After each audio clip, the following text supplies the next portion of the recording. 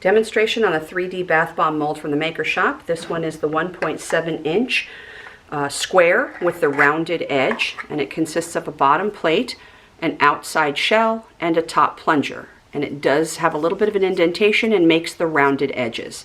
We're going to start by taking our outside shell and placing it on top of our bottom plate, and then we're just going to start filling. You can make this as tall or as squat as you'd like. I'm going to fill this up to about halfway, giving some shakes in between to ensure that the bath bomb mixture gets into the cracks and crevices. We're going to take our top plunger and we're going to turn that upside down, place it right on top of your mold, and start giving it some presses.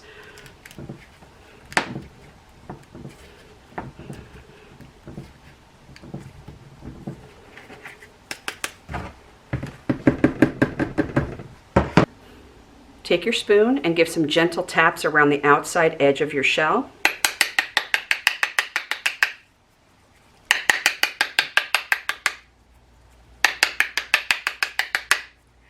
Turn it over.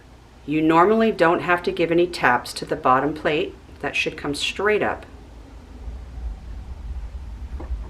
Take your fingers underneath and your thumbs on the top and push up on that plunger.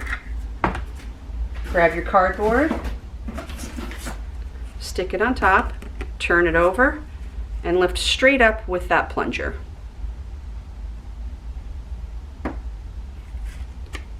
And here we have a beautiful 1.75 inch square with the rounded edges bath bomb mold from the Maker Shop.